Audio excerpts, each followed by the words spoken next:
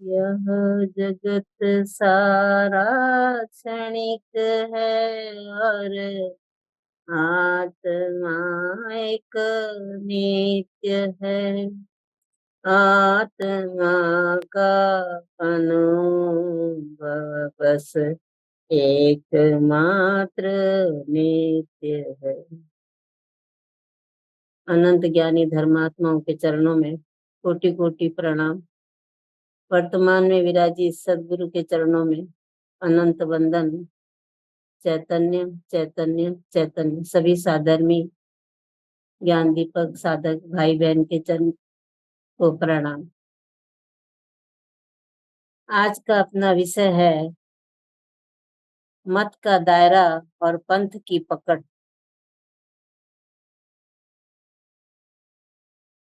अनादिकाल से हम सब मत के दायरे में ही बैठे हुए और पंथ की पकड़ में ही बैठे हुए। अनादिकाल हो गया मत के दायरे में और पंथ की पकड़ में बैठे हैं। इसीलिए तो आज तक हम मुक्त नहीं हो पाए। मुक्ति का उपाय तो करते हैं लेकिन मत की पकड़ नहीं छोड़ते। अपने मत और पंथ में से बाहर नहीं निकलते हैं। इसलिए अभी तक हमारी मुक्ति नहीं हुई है और ना हम सुखी हो पाते हैं। और इसी सब में उलझ करके हम रह गए हैं कि मैं 13 पंथी हूँ, मैं 20 पंथी हूँ, मैं 22 पंथी हूँ, मैं श्वेतांबर हूँ, मैं दिगंबर हूँ, मैं स्थानकवासी हूँ, मैं डेरावासी हूँ। इसी मत के दायरे में इतने उलझे हैं कि इसके फिर आगे विचार भी नहीं करते, क्योंकि एक मत का दायरा बना लिया, एक पंथ की पकड़ कर ली हमने और फिर उसी में धर्म मान करके बैठ गए हैं। उसके आगे विचार भी नहीं करते। कोई कुछ कह भी देता है कि ये सही नहीं है, बाहर निकल के देखो, ज्ञानियों का समागम करके देखो। लेकिन इतना मत का रंग चढ़ा हुआ होता है कि वही अच्छा लगता है। ऐसा लगता है ये मत ही सच है, ये पंथ ही सच है। हमारे बाप दादाओं ने ये किया है तो हम भी यही करेंगे। हमारे बाप दादा गलत थोड़ी थे, उन्होंने भी तो किया है ना। इस प्रकार से मत के दायरे में से जीव बाहर ही नहीं निकल पा रहा। अनादिकाल से हम सब जीव इस मत के दायरे में फंसे हुए बैठे हुए हैं। जब तक मत के दायरे में से और पंथ की पकड़ में से नहीं निकलेंगे तब तक जीव की मुक्ति नहीं है। क्योंकि फिर मत के दायरे में से ऐसा उलझ जाता है कि उस मत में जो बताया जाता है वही करता रहता है, उसी को धर्म मानते रहते हैं कि यही धर्म सत्य है। आज जो श्वेतांबर में है तो वो श्वेतांबर धर्म को सत्य मानता है। वही क्रियाकांड, पूजा पाठ, भगवान की प्रतिमा, वही गहने कपड़ों वाली, श्रृंगार वाली, वही अच्छी लगती है कि भगवान देखो कितने हंसमुख है, कितने अच्छे लग रहे हैं, राजा महाराजा जैसे लग रहे हैं। और वही क्रिया, पूजा पाठ, व्रत, नियम, माला, भक्ति, यही सब करते हैं, इसी को धर्म मानते हैं। क्योंकि वो करना अच्छा लगता है ना। ऐसा लगता है ना, कुछ नहीं किया तो धर्म कैसे हो गया, कुछ करेंगे तभी तो धर्म होगा ना। क्योंकि कुछ करने का नाम ही धर्म मानते हैं। अगर कुछ करना धर्म होता और करने से धर्म होता तो भी सिद्ध भगवान को धर्म हो रहा है कि नहीं हो रहा है। तो सिद्ध भगवान तो कुछ भी नहीं कर रहे हैं, फिर भी उनको धर्म हो रहा है कि नहीं हो रहा है, विचार करें तो मालूम पड़े। लेकिन मान्यता इतनी अंदर में गलत बैठी हुई है और उस गलत मान्यता को गलत मानते भी नहीं, सत्य ही मान रहे हैं। क्योंकि हमारे साधु साधियों ने जो कह दिया वो सत्य है। साधु साध्वी झूठ थोड़ी बोलेंगे, वो तो सत्य ही बोलेंगे ना। उन्हें क्या जरूरत है झूठ बोलने की। घर बार छोड़ा, संसार छोड़ा, साधु बने, इतना कष्ट सहते हैं, वो जो झूठ बोलेंगे। ऐसा करके उन साधु साधियों के कहे अनुसार ही धर्म मानते हैं। लेकिन विचार नहीं करते हैं कि अभी अरिहंत भगवान है, वो तो कोई क्रिया भी नहीं कर रहे, कुछ भी नहीं कर रहे, फिर भी उनको धर्म हो रहा है कि नहीं हो रहा है। सिद्ध भगवान को धर्म हो रहा है कि नहीं हो रहा है। धर्म क्या है ये मालूम ही नहीं है। बाहर क्रियाओं में धर्म मान के बैठे हैं तो मत का आग्रह छोड़ते ही नहीं है। अब थानकवासी है तो वो अपना अलग मत लेके बैठा है, वो मुपत्ति लगा के बैठा है, वो उसमें धर्म मान रहा है। एक कहता है मुपत्ति मत लगाओ, एक कहता है मुपत्ति लगाओ। मुपत्ति लगाएंगे तो जीवों की हिंसा नहीं होगी, एक कहता है मुपत्ति लगाने से जीवों की हिंसा होगी। एक भगवान की प्रतिमा को मानता है और एक भगवान की प्रतिमा को मानता ही नहीं। कहता है ये तो पत्थर की प्रतिमा है, पत्थर की प्रतिमा को क्या पूजना, इसमें तो मिथ्या तो होता है। स्थानकवासी मत ये कहता है स्थानकवासी। डेरावासी कहते हैं भगवान की प्रतिमा तो होना चाहिए, भगवान ही नहीं होंगे तो हम दर्शन किसके करेंगे, अपने स्वरूप को कैसे देखेंगे। वो ये कहता है दिगंबर है वो कपड़े नहीं पहनता है, श्वेतांबर है वो कपड़े पहनता है। अब वो कपड़ों में ही धर्म मान लेंगे, मान मान के बैठे हैं। अभी ये कपड़ों में धर्म हो, क्रियाओं में धर्म हो, तब तो सिद्ध भगवान ना कपड़ों में धर्म मान रहे हैं, ना कपड़े खोलने में धर्म मान रहे हैं, ना क्रियाओं में धर्म मान रहे हैं, तो उनको धर्म नहीं हो रहा है। पर ये विचार कौन करे, बस मत के दायरे में ही बैठे हुए हैं और पंथ की पकड़ पकड़ के ऐसे बैठे हैं कि उसके आगे विचार चलता ही नहीं, सोच चलती ही नहीं। सब अपनी अपनी सोच से विचार से चलते हैं। तो उस पे एक अपना उदाहरण है जो ज्ञानी पुरुष बताते हैं अपने को, क्योंकि सिद्धांत को समझने के लिए दृष्टांत का होना बहुत जरूरी होता है। और दृष्टांत ये है कि जो सर्पिणी होती है वो एक साथ हजारों अंडे देती है। तो जब वो अंडे देती है तब वो एक दायरा बना लेती है, कुंडाला बनाती है, गोल राउंड का कुंडाला बना लेती है और उसके अंदर वो हजारों अंडे देती है। लेकिन वो सर्पिणी अपने अंडों को ही खा लेती है, लेकिन उसमें से कोई एक का सांप बन करके जो बाहर निकल जाता है उस कुंडाले में से, उस गोले में से, उस दायरे में से बाहर निकल जाता है, वो सांप बन जाता है। लेकिन दो चार ही निकलते हैं, ज्यादा नहीं निकल पाते क्योंकि वो खा जाती है सबको और वो सांप बन जाते हैं। अगर सभी सभी निकल जाए ना तो दुनिया में सांप ही सांप हो जाए, लेकिन ऐसा होता नहीं। तो ये उदाहरण से ये समझेंगे कि जो हम अनादिकाल से मत के दायरे में कुंडाले में एक कुंडाला बना लिया है, गोला बना लिया हमने, और उस दायरे में हम बैठ गए और दायरे में बैठ करके मैंने अपने को श्वेतांबर मान लिया, तो कोई दिगंबर मान लिया, कोई तेरापंथी वाला मान लिया। एक थाना एक मंदिर में जैन दर्शन में ही कितने मत हो गए। अन्य मत की तो बात छोड़ो, जैन दर्शन के अंदर कितने मत हो गए। कोई कृपालु देव को मानने वाले हैं, तो कोई कांजी स्वामी को मानने वाले हैं, तो कोई पप्पा जी को मानने वाले हैं। माने इसमें भी कितने मत, कितने दायरे हो गए हैं। और सब फिर अपने अपने मत की ही आग्रह में इतने ज्यादा बैठे हैं कि दूसरी बात सुनना ही पसंद नहीं करते। और जब दूसरी बात सुनेंगे ही नहीं तो सत्य की खबर क्या लगेगी कि सत्य क्या है। और उसी में बैठे उसी को सत्य मान के करते रहते हैं। किसी को ज्यादा कहो तो कहेंगे जो होगा होना होगा होगा। हम हमारा धर्म नहीं छोड़ते हैं, हमारा जो है वो सही है। तो वो उसमें बैठे हुए, तो उस प्रकार से सर्पणी जैसे खा लेती है, उस वैसे ही हमको अनादिकाल से हमको ये मत का दायरा, ये पंथ की पकड़ हमको खा रही। और हम सत्य का पता नहीं लगा सकते हैं। और इस मत के आग्रह में फंसकर हम इसी को धर्म मानकर बैठ गए हैं और इसमें से बाहर ही नहीं निकल। और एक दिन ऐसा आता है कि हम मरण को प्राप्त हो, क्योंकि पूरा टाइम चला जाता है। थोड़ा बहुत करते हैं, बाकी पूरे दिन पांच इंद्रिय के विषय भोग, कुटुंब परिवार के कार्यों में इतने लग जाते हैं कि टाइम ही नहीं रहता हमारे पास। थोड़ा बहुत कोई करता है तो करता है, नहीं तो उतना भी नहीं करता है, उसी में फंसा रहता है। ये मत का दायरा, ये अभी जैन दर्शन का हाल।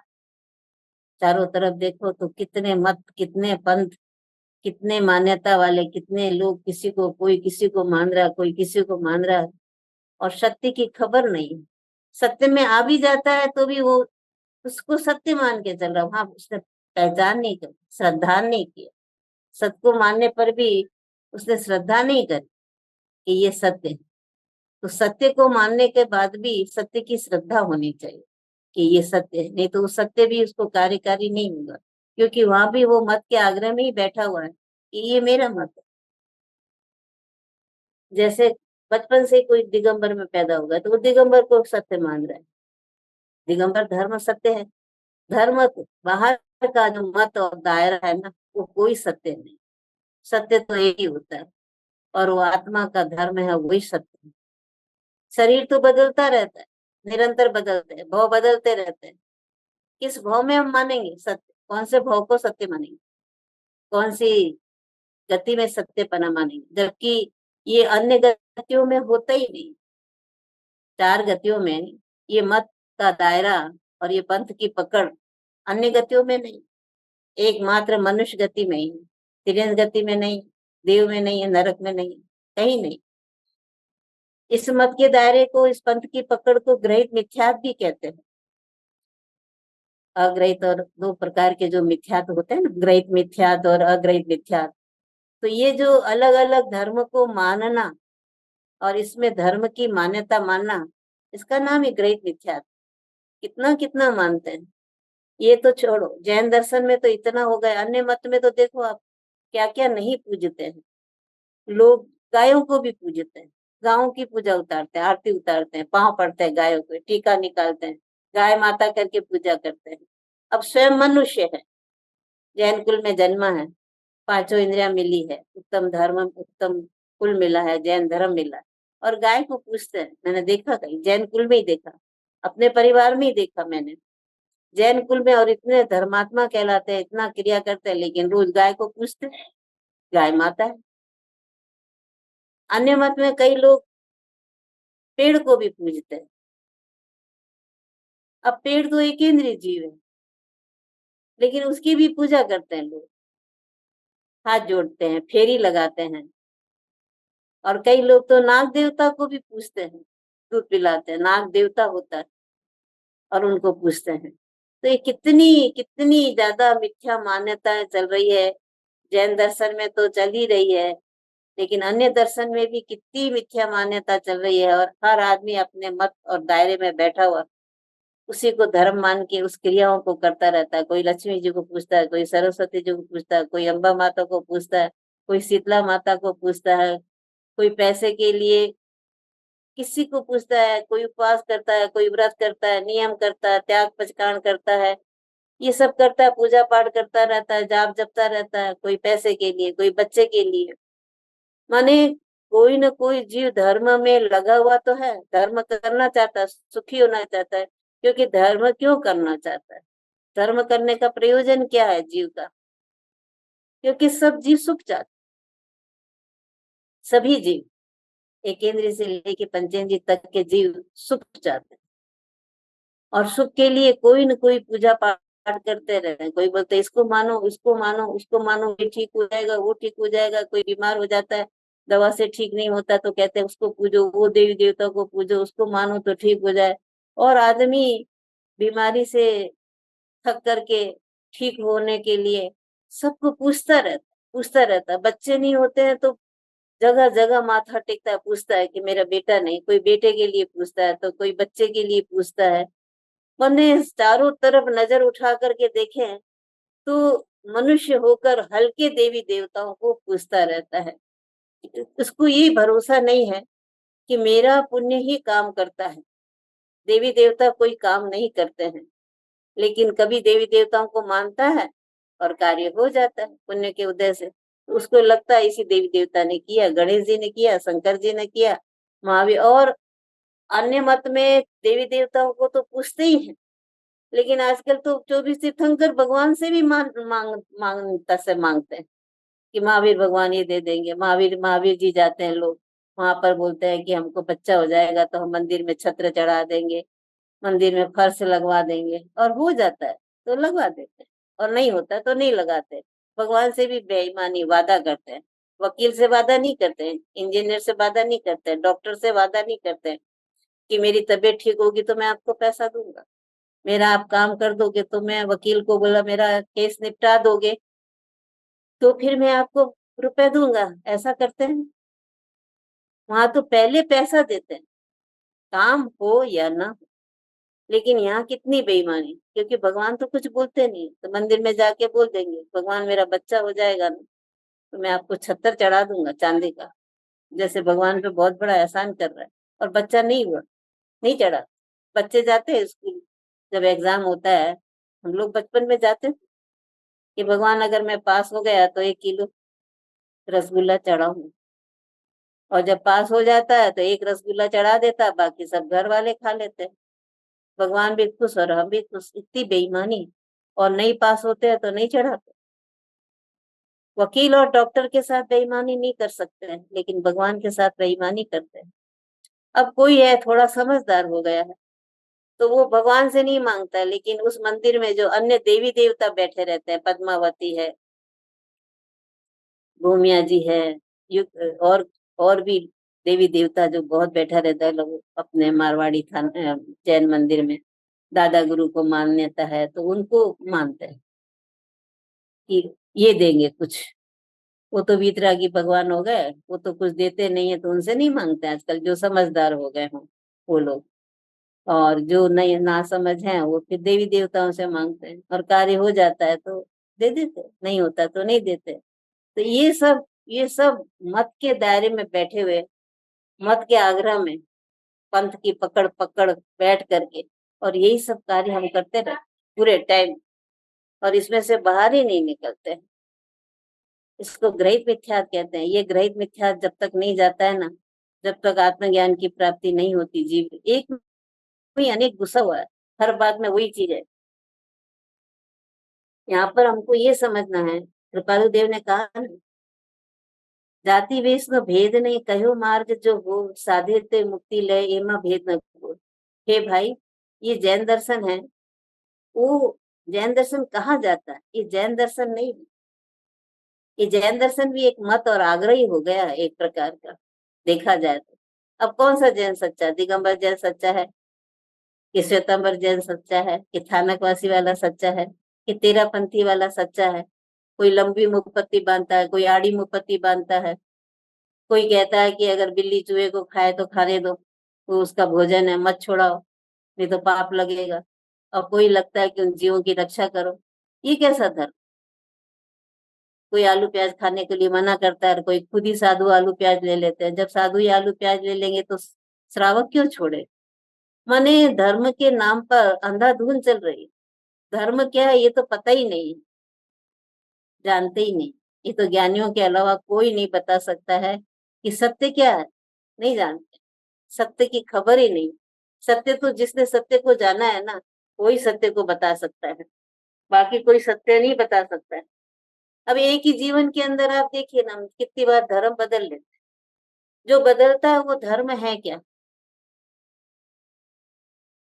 जो बदलता रहता है वो धर्म होता है क्या? शक्कर में कभी मिठास होती है और कभी नमकीनपना होता है क्या? कि 24 घंटा अनादि अनंत काल से लेकर के जब से हम जन्मे हैं, शक्कर को मीठी ही देखे हैं, कभी नमकीन होते हुए नहीं देखे, कभी तीखी होते हुए नहीं देखे कि आज शक्कर तीखी हो गई, ऐसा है क्या? क्योंकि मिठास है वो उसका धर्म है। और धर्म ही उसको कहते हैं जो बदलता ही नहीं है, सदा काल एक सही रहता है। सब वस्तु का अपना अपना धर्म होता है, सब वस्तु में अपना धर्म। बिना धर्म की कोई वस्तु ही नहीं।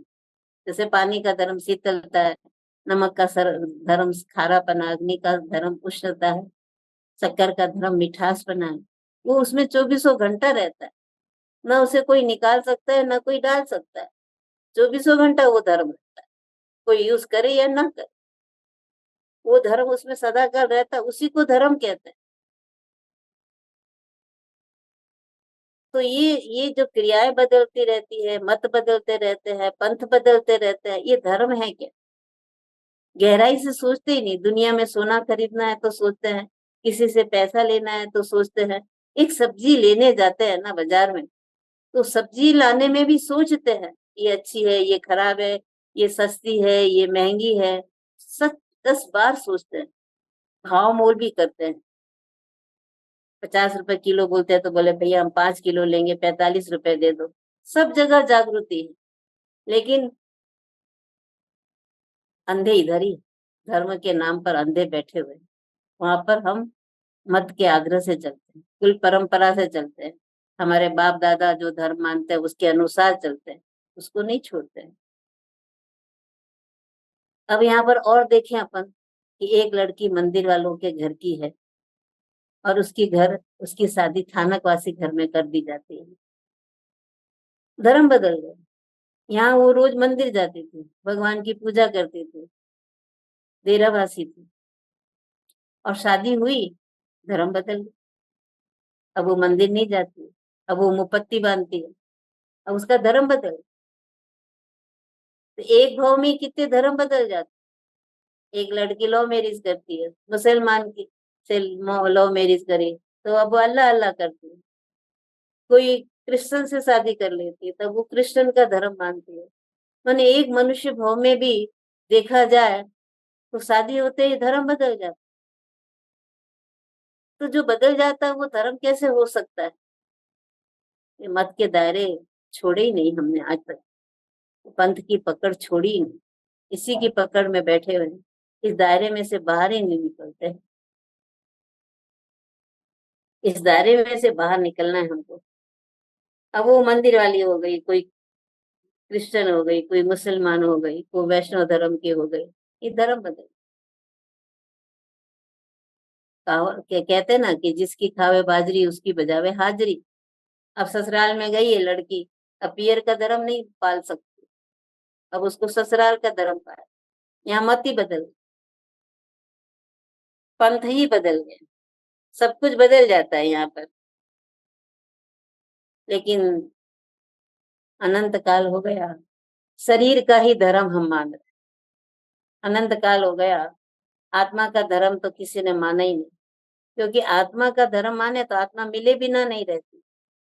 लेकिन हम शरीर का धर्म माने, जिस कुल में पैदा होते हैं, जिस परंपरा में पैदा हो जाते हैं, जो शरीर वहां मिलता है वैसे ही मानते हैं। बचपन से था, मंदिर वालों में पैदा हुए तो मंदिर जाना, पूजा करना, यही संस्कार रहते हैं। और फिर आजकल तो देख ही देते हैं, लड़कियां मंदिर वाले मंदिर वालों को ही देते हैं, थानक वाले थानक वालों को ही देते हैं, तेरापंथी वाले तेरापंथी ही देते हैं कि हम अपना धर्म नहीं छोड़ेंगे करके। नहीं मिलता है लड़का, फिर अच्छा मिल जाता है तो बदल देते हैं, वो बात अलग है। लेकिन देते तो अपने ही दायरे में देते, अपना दायरा से अलग नहीं देते हैं। ये दायरे में कब तक बैठे रहेंगे, कब तक शरीर का धर्म निभाते रहेंगे। और शरीर का धर्म मानने के कारण शरीर ही तो मिल रहा है, बार बार क्या मिल रहा है, शरीर ही तो मिल रहा है। अभी आज तक की भूमिका में हमें देखो ये शरीर में, तो पूर्व में कोई धर्म नहीं किया था, किया था, शरीर का धर्म किया। और अब फिर शरीर मिला, और अभी भी शरीर का ही धर्म कर रहे हैं। उपवास, व्रत, नियम, त्याग, पचकान, वर्षी तप, मास कामन, अठाई, सवेरे उठना, सामायिक, प्रतिक्रमण, माला फेरना, पूजा करना, व्रत नियम करना, त्याग पचकान करना। बस ये बाहर ही बाहर शरीर की क्रिया में इतने तन्मय और लीन है कि आत्मा क्या है ये जानते ही नहीं। और पूछोगे तो क्या, आत्मा के लिए तो कर रहे हैं, क्रिया तो शरीर में ही होगी, आत्मा के लिए करते हैं। तो आत्मा का धर्म और आत्मा की क्रिया आत्मा में होगी, शरीर में नहीं होगी। कोई गुरुदेव श्री को कहते थे कि गुरुदेव आप तो कुछ करने को कहते ही नहीं हो, ना माला फेरने कहते हो, ना पूजा पाठ करने के लिए कहते हो, आप तो कोई क्रिया करने के लिए कहते ही नहीं हो, फिर हमारा धर्म कैसे होगा। तो गुरुदेव कहते थे कि भाई हम शरीर की क्रिया करने के लिए नहीं कहते हैं, और आत्मा की क्रिया तो हो रही है। आत्मा की क्रिया क्या है कि आत्मा की क्रिया जानना जानना जानना जानना, ये आत्मा की क्रिया है, ये आत्मा का धर्म है, यही क्रिया है आत्मा की। और वो 2400 घंटा चालू है, 2400 घंटा। किसी के कारण से नहीं है कि किसी को जानना हो वो तभी वो जानने रूप परिणमित होगी, ऐसा नहीं। वो तो उसका धर्म है, स्वभाव है, तो जानने रूप परिणमित होती रहती है, होती रहती है, होती रहती है, होती रहती है। जानना जानना जानना जानना, कोई सामने हो या मत हो।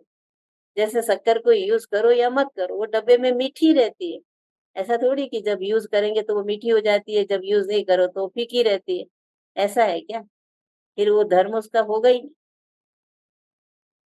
धर्म ही उसको कहते हैं जो वस्तु के अंदर निरंतर रहता है, परिणामित होता ही रहता है, होता ही रहता है। यूज करो या ना करो, शक्कर मीठी ही रहती है, पानी शीतल ही रहता है, मिर्ची तीखी ही रहती है, नमक खारा ही रहता है, अग्नि उष्ण ही रहती है।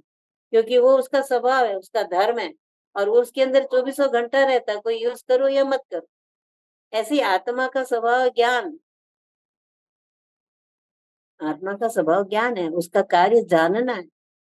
स्वभाव है ज्ञान और कार्य उसका जानना जानना जानना जानना कार्य, और जानना उसका कार्य, तो जानने रूप परिणामित होते ही रहते, वो एक समय भी बिना कार्य का नहीं और बिना स्वभाव का नहीं।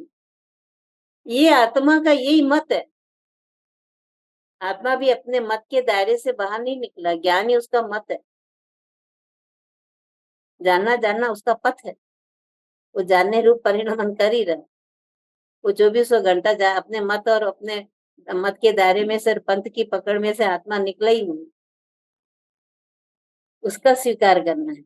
आत्मा का जो धर्म है, आत्मा का जो मत है, उसका स्वीकार करना है। आत्मा जैन मत वाला या अन्य मत वाला ऐसा आत्मा है ही नहीं। अपन सोचते हैं आत्मा जैन मत वाला हो। आत्मा का मत है सत, सत मत आत्मा का मत है। वो सत स्वरूप है, वो ज्ञान स्वरूप है। वो अपने इस मत के दायरे में से निकला ही नहीं।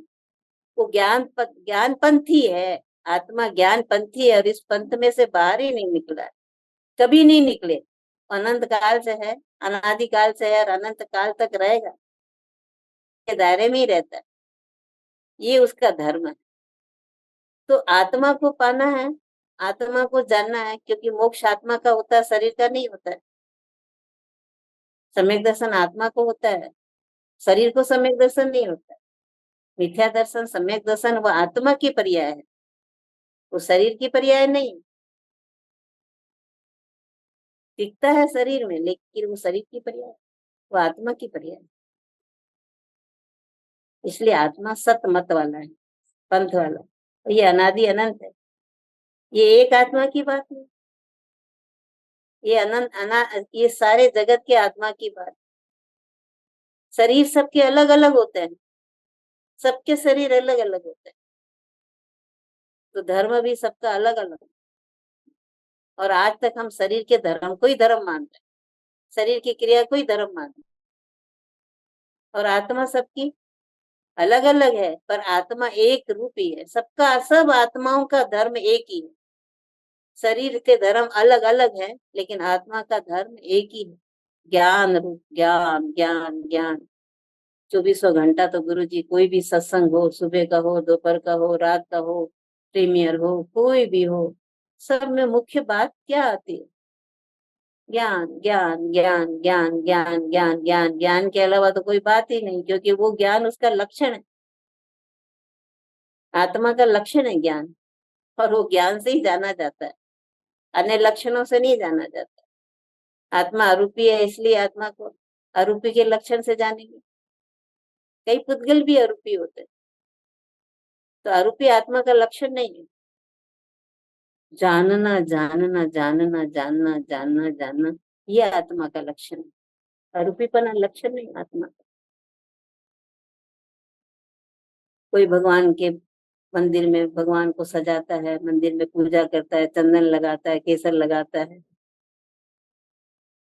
चक्षु लगा देते हैं, भगवान के मुकुट लगा देते हैं, श्वेतांबर मत कहलाता है।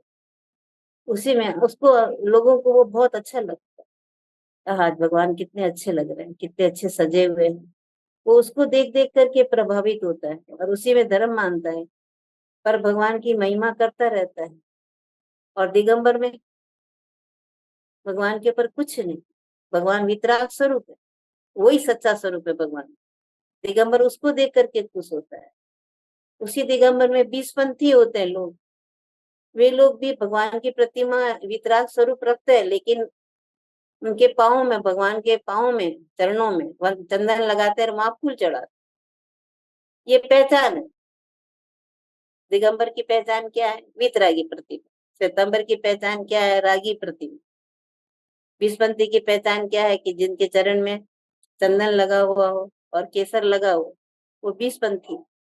इस प्रकार से अपनी मान्यता को हर आदमी पुष्ट करता है। 13 पंथी मंदिर में वितराग भगवान की प्रतिमा के अलावा अन्य कोई देवी देवता नहीं होते। भगवान को देवी देवता की क्या जरूरत है कि भगवान की रक्षा करेंगे? जो वीतराग हो गए, केवली हो गए, जो सिद्ध हो गए, उनको रक्षा की क्या जरूरत है? उनको किसका भय है? वो तो सब तो भयों से रहित हो गए। उनकी कौन रक्षा करेगा? लेकिन बीसपंथी मंदिरों में सब पद्मावती वगैरह, क्षेत्रपाल वगैरह सब रखे जाते हैं, सब पूजते हैं उनको। और लोग वितरागी भगवान की प्रतिमा से ज्यादा उनको पूजते हैं, क्योंकि उन्हें मालूम है वितरागी भगवान तो कुछ देते नहीं, लेकिन संसारी जीव को कुछ न कुछ चाहिए।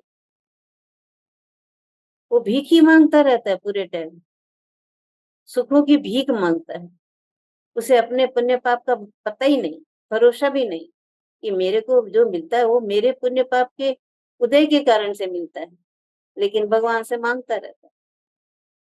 कई लोग भगवान से ही मांगते रहते हैं, कई लोग देवी देवताओं से ही मांगते रहते हैं। वो मंदिर जाते ही है तो मांगने के लिए ही जाते हैं, दिखाने के लिए जाते हैं। भगवान जैसा मैं हूँ, भगवान जैसा मुझे बनना है, ये तो कोई बिरला ही जानता है, और बिरला ही जाकर कैसे विचार करता है। लेकिन कल तो गुरुजी ने, परसों के एक दोपहर का सत्संग था, उसके अंदर तो गुरुजी ने बहुत अच्छी बात कही, बहुत। उस दोपहर में 1:20 पर जो प्रीमियर था, जो प्रीमियर का सत्संग था, गुरु सेवा से गायक देवा। इतना अच्छा सत्संग, इतना अच्छा सत्संग, सुनते सुनते रोना आ गया। ऐसा लगा कि ये ज्ञानी पुरुष कहते क्या है। ज्ञानी पुरुषों की बात एकाग्रता से, एकाग्रता से सुनना चाहिए, उनके भाव समझना चाहिए, सुनना प्रयोजन नहीं होना चाहिए। हमको महिमा क्यों नहीं आती, उछाला क्यों नहीं आता, ज्ञानी की महिमा क्यों नहीं आती हमको? सुन के, हाँ सुन लिया, लेकिन एक एक शब्द जब ज्ञानियों का एक एक सब सत्संग से, सत्संग में से सुनते हैं ना, तो ऐसा लगता है कि हे गुरु जी, आप क्या कह देते हो, आप क्या बता देते हो। ऐसी बात तो कोई बोलता ही नहीं है, कोई बताता ही नहीं है, किसी को मालूम ही नहीं है। ऐसी बात तो सुनने ही नहीं मिली है। अजब गजब की बातें आती है, आज तक ऐसी बातें नहीं सुनी। ये तो ज्ञानी पुरुषों के संग में ही ऐसा माल मिल रहा है, क्योंकि ज्ञानियों का माल है ये अज्ञानियों का माल नहीं है, ज्ञानियों का माल। और ज्ञानियों का माल शुद्ध और सत्य होता है, परिपूर्ण होता है, माला माल कर देता है। वो सुनना चाहिए, जो सुन करके समझ सही होनी चाहिए। और जब समझ सही हो जाती है तो फिर हमारा आचरण वैसा होना चाहिए। धर्म के मार्ग में जब ही हम चल सकते हैं। ये बाहर में मंदिर जाके आ गए, 1 घंटा सत्संग सुन ली, कुछ एकासन व्यासन कर लिए, कोई तपस्या त्याग कर लिया, ये धर्म नहीं है, ये तो कर्म है। क्यों करना, स्वभाव भी क्यों करना, किसके लिए करना? अगर स्वभाव करने की इच्छा है तो आपको आश्रव तत्व की रुचि है, जो संसार का कारण है, जन्म मरण का कारण है, नहीं चाहिए मुझे। अशुभ तो नहीं चाहिए, शुभ भी नहीं चाहिए। गुरुजी ने कहा ना कि दुकान पे जाता है और मंदिर जाता है, ये दोनों जब समान लगेंगे, एक जैसे लगेंगे दोनों, चाहे दुकान में हो चाहे मंदिर में हो, एक जैसे लगे दोनों। वहां शास्त्र पलटता हो, वहां बही खाता पलटता हो, वहां ग्राहक से पैसा लगता हो, यहाँ भगवान को वहां चावल बेचता हो, किराने की दुकान हो तो, और यहाँ पर चावल चढ़ाता हो, दोनों समान है।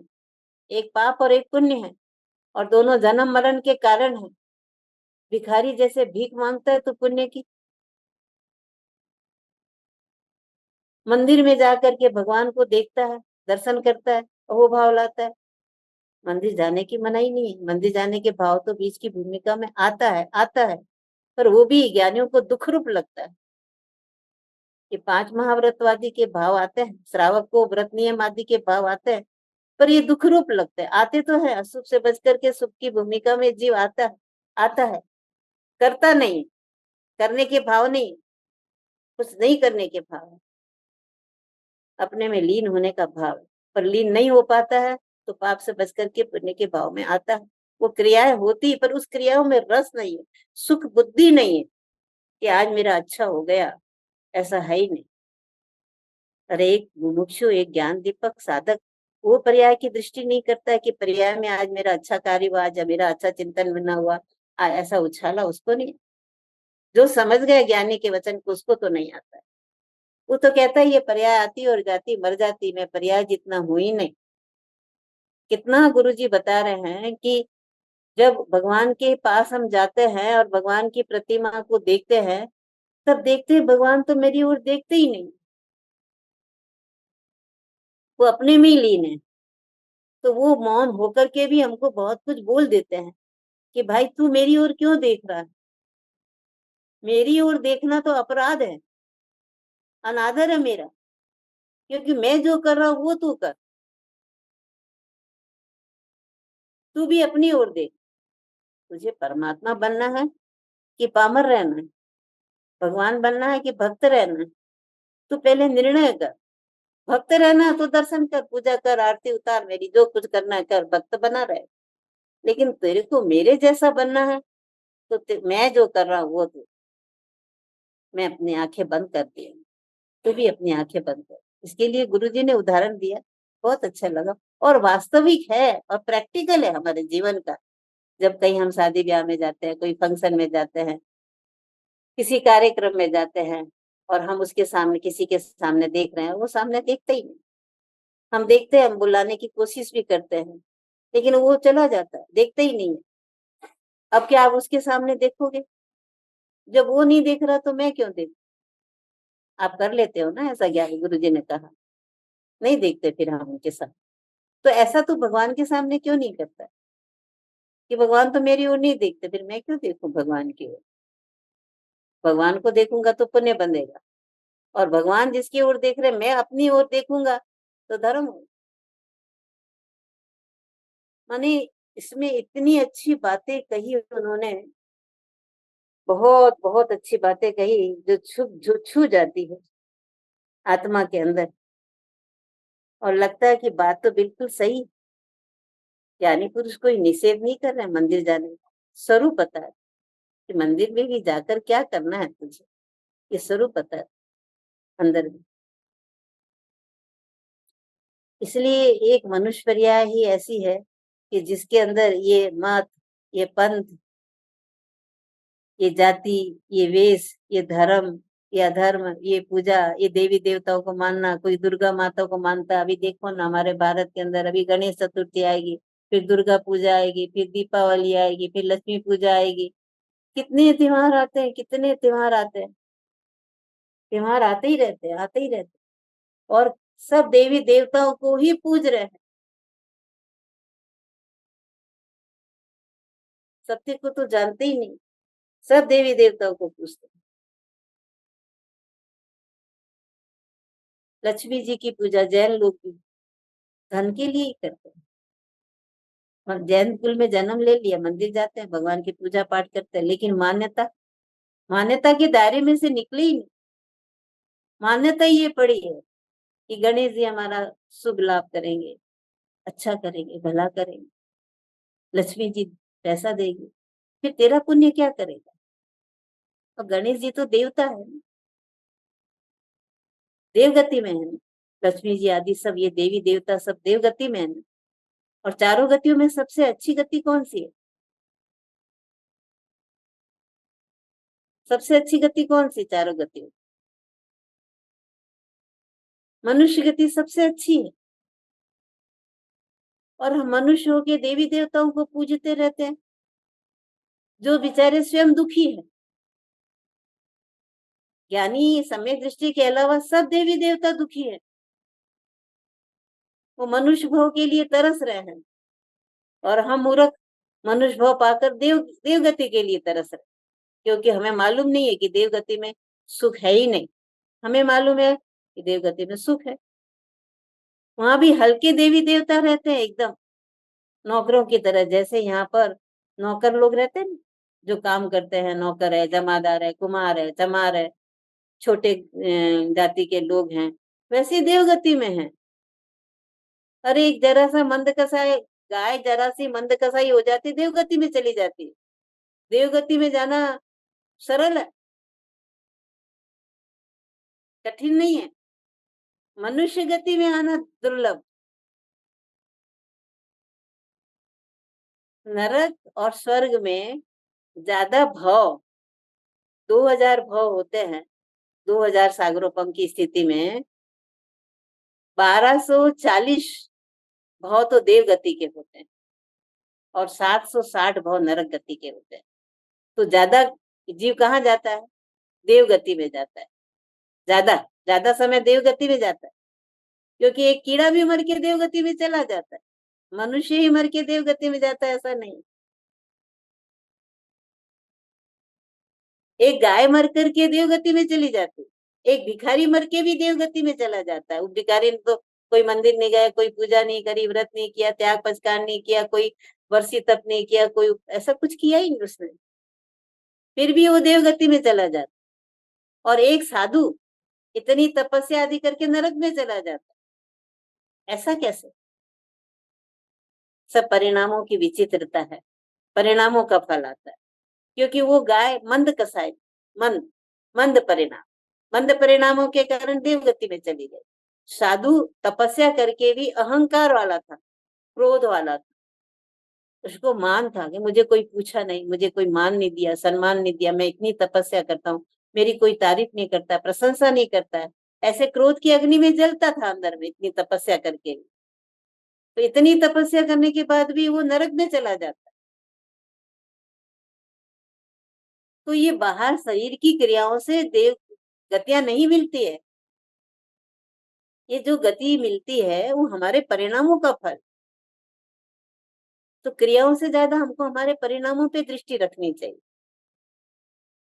अब हमको तो इससे भी एक कदम आगे बढ़ना है, क्योंकि हमें ज्ञानी नहीं है। अज्ञानी कहता है पाप से बचकर पुण्य में हो, लेकिन ज्ञानी नहीं कहते हैं ऐसा कि पाप से बच करके पुण्य में हो। ज्ञानी तो कहते हैं पाप और पुण्य दोनों से बचो। दोनों आश्रव के बेटे हैं। ये दोनों आश्रव तत्व है जो जन्म मरण का कारण, दुख का कारण।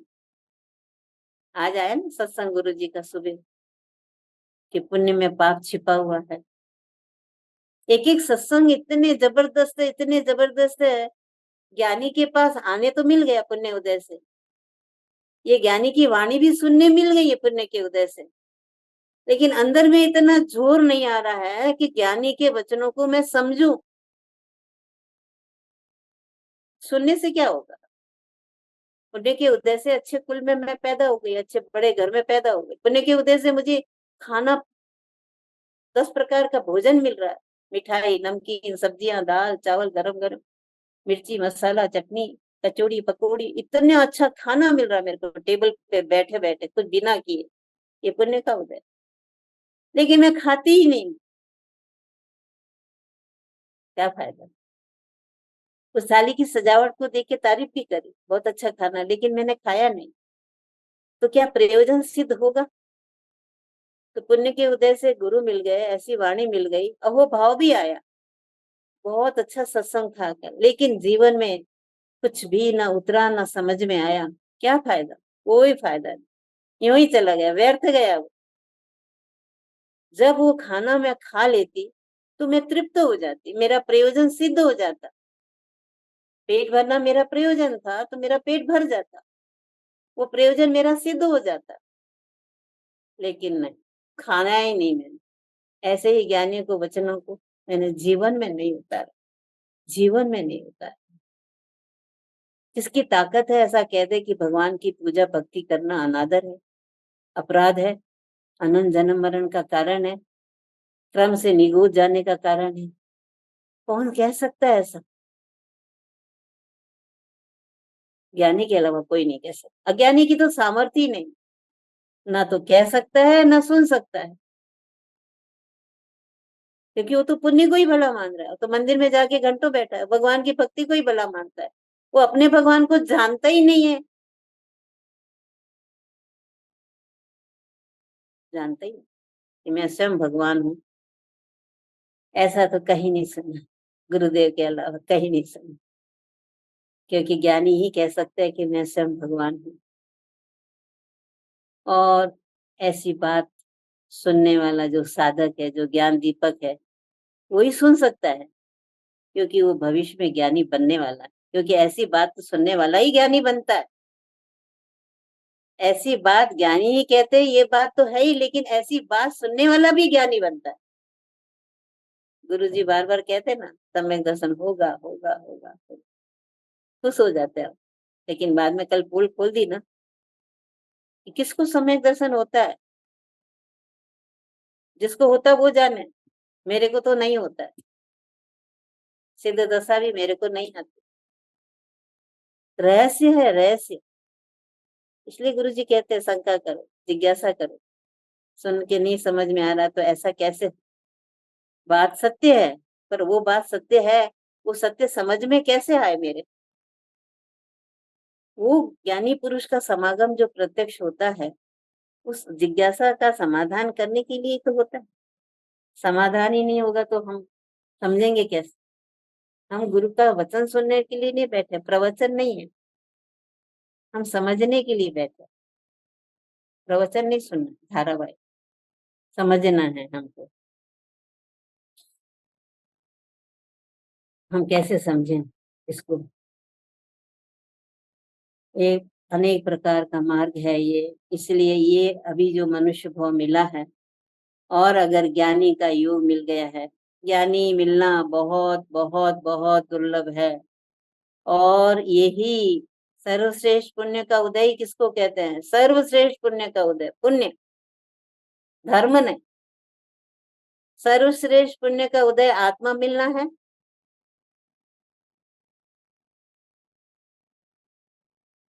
नहीं, सर्वश्रेष्ठ पुण्य के उदय से ज्ञानी मिलते हैं, आत्मा नहीं मिलती। वो पुण्य से लक्ष्य हटाने पर आत्मा मिलती है। फिर ज्ञानी से भी लक्ष्य हट जाता है, ज्ञानी के वचनों से भी, क्योंकि वचन भी पुण्य के उदय से मिले हैं। ऐसे ज्ञानी का योग मिलता है बीच की भूमिका में, तब समझ आती है, नहीं तो समझ ही नहीं आता, वरना समझ आती ही नहीं। कैसे समझेंगे हम। तो एक ये समझना है कि एकमात्र मनुष्य भाव के अंदर ही हमको, एक मनुष्य गति ही ऐसी है चारों गतियों में, कि जिसके अंदर हमें ये मार्ग मिलता है, ये पंथ, ये मत, अलग अलग धर्म, ये सब इसी में है। देवों में तो है ही नहीं, नारकियों में तो है ही नहीं। फिर भी नारकी में सम्यक दर्शन हो जाता है ना, वहां धर्म प्रकट होता है ना, त्रिंच में भी धर्म प्रकट होता है ना, देव में भी धर्म प्रकट होता है ना। धर्म चारों गतियों में होता है, लेकिन धर्म का स्वरूप, धर्म की जाति, वो सिर्फ और सिर्फ एक मनुष्य पर्याय में ही समझ में आती। समझ मनुष्य भाव में आती। समझ के लिए वो तीन गतियां नहीं, वो वहां प्राप्ति हो सकती है, आत्मज्ञान की प्राप्ति हो सकती है, क्योंकि यहाँ से समझ लेके जाता है मनुष्य भाव से, क्योंकि मनुष्य भाव में ज्ञानियों का योग मिलता है, नरकों में नहीं, त्रियंचों में नहीं। कदाचित किसी को मिल जाए वो बात अलग है, लेकिन मनुष्य भाव में हमको ज्ञानियों का योग मिला है। और अंदर में ये विश्वास आया है कि ये ज्ञानी पुरुष हैं, ये जो कहते हैं कुछ अलग कहते हैं, कुछ अलग है दुनिया से। ये कुछ करने की बातें नहीं कहते, ये पुण्य पाप की बातें भी नहीं करते। पाप छोड़ना चाहिए, पुण्य करना चाहिए, ऐसा ज्ञानी कहते ही नहीं, चर्चा ही नहीं करते हैं। समोसरण में भगवान क्या पुण्य पाप की चर्चा करते हैं? उनकी दिव्य ध्वनि में क्या पुण्य पाप की बातें आती है? अरे पुण्य पाप की बात तो एक चमार और कुम्हार भी करता है। एक गरीब आदमी सड़क पे चलता है वो भी करता है कि भाई पाप मत करो, पुण्य करो, गरीबों को मत मारो, दया दान करो, वो भी करता है। तो ऐसी बातें श्री मंदिर भगवान करते होंगे, तो क्या आता होगा उनकी दिव्य ध्वनि में, ज्ञानी की वाणी में क्या आता होगा। ज्ञानी की वाणी में एकमात्र स्वरूप की बात आती है, एकमात्र आत्मा की बात आती है, एकमात्र ज्ञान ज्ञान ज्ञान ज्ञान की बात आती है। ये चैतन्य की महिमा बताने वाले ही ज्ञानी होते हैं, और चैतन्य की महिमा सुनकर जिसको अहोभाव आता है वो ज्ञानी होते हैं भविष्य के। उन्हीं में सामर्थ्य सुनने का, और ये हमें महान पुण्य के उदय से मिल गया है। पर इस पुण्य का भी क्या करना, गुरुदेव कहते हैं ये भी अनंत बार मिला, इसी में अटक गए। इस पुण्य से भी दृष्टि हटा। मैं तो वो तत्व हूँ जिसमें पुण्य भी नहीं और पाप भी नहीं। जो पुण्य पाप के दायरे से अलग है। पुण्य पाप मत के दायरे, वो भी एक मत है, पुण्य पाप के मत में भी बैठा है, उसी दायरे में बैठा है। पाप को छोड़ना चाहता है लेकिन पुण्य करना चाहता है। पुण्य छोड़ना नहीं चाहता। अज्ञानी पुण्य छोड़ना ही नहीं चाहता और ज्यादा करता है। आज इतना करा तो कल डबल करेगा, उससे फिर डबल तिबल करेगा। अभी तो देखो आप, पुण्य बढ़ता ही चला जा रहा है। कितना बढ़ता चला जा रहा है। आजकल छोटे छोटे बच्चे वर्षी तप, उपवास, तप, व्रत, नियम, नवाणु करना, पालित ने जा जाके छोटे छोटे बच्चे नवाणु कर रहे हैं। अरे 18 साल के बच्चे दीक्षा ले रहे हैं। लोग करोड़ों की संपत्ति छोड़ करके शादीशुदा हुए, 5-10 साल हुए हैं, करोड़पति, और दीक्षा ले लेते हैं। और लोग उन्हें महान समझते हैं, जय जयकार करते हैं उनकी, जबकि वो गलत कर रहे हैं। आत्मा को समझे ही नहीं है। मुनिपत तो बात की बात, आत्मा को समझने के बाद मुनिपत की बात है। आत्मा को समझे बिना आत्मज्ञान क्या मुनि पढ़ू, आत्म सिद्धि में आ रहा है ना। आत्मज्ञान के बिना मुनिपना होता ही नहीं। आत्मज्ञान के बाद मुनिपना होता है। आत्मज्ञान के बिना कुछ होता ही नहीं। एक के बिना जीरो की कोई कीमत ही नहीं। एक लिखना सीखे पहले। श्री कृपालु देव ने कहा, आत्मा ने जानी होते सर्व जाने। अरे भाई, बेटी पैदा होने दो, दहेज इकट्ठा हो जाएगा। मूर्खों की तरह बेटी पैदा नहीं हो, दहेज इकट्ठा करके रखे हो। एक का पता ही नहीं है, जीरो लगा के रखे हो। आत्मा को जानते नहीं हो और क्रियाओं की ढेर लगा दिए हो। रिजल्ट क्या है? कोई रिजल्ट नहीं। अनंत बार ऐसा किया, अनंत बार मिला, छोड़ो, भूल जाओ। लेकिन अभी वर्तमान में ज्ञानी मिले हैं ना, और आत्मा का स्वरूप बता रहे हैं ना, और महिमा आ रही है ना। भूलो पुण्य, क्या पुण्य और क्या पाप, भूल जाओ एक बार। बस स्वरूप स्वरूप स्वरूप स्वरूप। स्वरूप को समझे और स्वरूप की बात करे, स्वरूप की बात सुने। तो इसमें पाप हो रहा है कि पुण्य हो रहा है? इसमें पुण्य ही तो हो रहा है। कर नहीं रहे, मुफ्त में हो रहा है। पाप को छोड़ नहीं रहे, मुफ्त में छूट रहा है। तो जो पुण्य पाप अपने आप हो जाते हैं, अपने आप छूट जाते हैं, उसको मैं करने क्यों जाऊं? एक आत्मा की दृष्टि में, एक आत्मा की महिमा में, एक आत्मा के विचार में, तत्व विचार में, वेद ज्ञान में, सत्संग में, गुरु की महिमा में, गुरु के अहोभाव में, ऑटोमेटिकली ऐसा पुण्य बनता है, अतिशय पुण्य बनता है, सातिशय पुण्य बनता है। और पाप की तो धज्जियां उड़ जाती। पाप आते ही नहीं है, छूते ही नहीं है। जैसे बच्चा गली में लड़ करके और आके माँ की गोद में बैठ गया, अब उसे गली वाले बच्चे मार सकते हैं क्या? नहीं मार सकते, क्योंकि माँ की गोद में बैठा है। इशारा करते हैं बाहर आ, फिर बताते हैं। तो वो माँ की गोद से बाहर जाएगा तो मारेंगे बच्चे। ऐसे ही हम जिनवाणी माँ के सदगुरु ज्ञानी पुरुष के संग में बैठे हुए हैं, आत्मा की बात सुन रहे हैं। क्या करेगा वो पाप? छुएगा भी नहीं हमें। इसलिए हम मत के दायरों में से बाहर निकले, पंथ की पकड़ से अलग निकले हैं, और अपने ज्ञान मत में आ जाएं। आ जाएं, ये भी कहने की बात है। आत्मा ज्ञान मत में ही है। आत्मा ज्ञान का ही सत है। जो सत स्वरूप आत्मा है वही उसका मत है, और जो ज्ञान है वही उसका पथ है। ऐसे सत्स्वरूप आत्मा की हम जानकारी करें सदगुरु के माध्यम से। गुरु के माध्यम से जो गुरु जी हमें दे रहे हैं, गुरु जी क्या दे रहे हैं मैं शब्दों में बयान नहीं कर सकती हूँ। सब अपने अपने भावों को समझ रहे हैं, मैं क्या कहूँ। बस सबको महिमा आती होगी गुरु की। ऐसा गुरु मिल गए हम। एक जादूगर मिल गया चैतन्य का हमें, जो अपनी चैतन्य की जादूगरी हमको बता रहा है। खुद ने पाया वही हमें बता रहा है, मार्गदर्शन दे रहे हैं। ऐसे गुरु के चरणों में अनंत अनंत अनंत अनंत कोटि कोटि प्रणाम। प्रणाम है गुरुदेव, आपकी वाणी खिलती रहे, हम सुनते रहे, ये भाव रहता है। लेकिन ऐसा अंदर में विचार नहीं करना है। अब आपकी वाणी भी सुनकर बंद करके अंदर में अपने स्वरूप को देखे। यही आपसे आशीर्वाद चाहते हैं, यही भावना बातें हैं। बस यही चाहती हूँ प्रभु की इस मत के दायरे में से निकल करके हम निज स्वरूप की प्राप्ति करूं। अहो अहो श्री सदगुरु करुणा सिंधु अपार, आपामर पर प्रभु करियो, अहो अहो उपकार। देह छता जेहनी दशा वर्ते देहाती આજ્ઞાનીના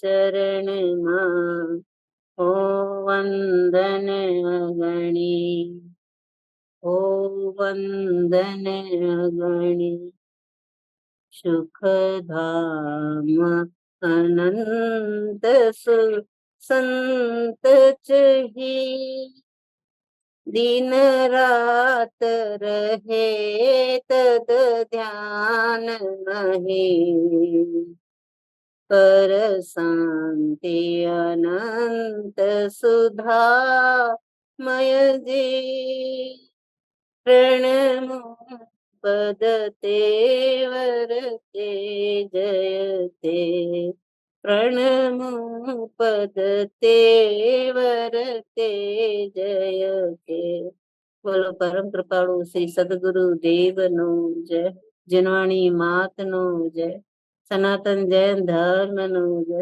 ત્રિકાલવર્તી પંચ પરમેષ્ઠી ભગવંતોનો જય अनंत ज्ञानी धर्मात्माओं जय हो। वर्तमान में विराजित श्री सदगुरु के चरणों में कोटि कोटि नमन हो।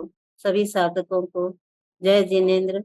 चैतन्य चैतन्य चैतन्य।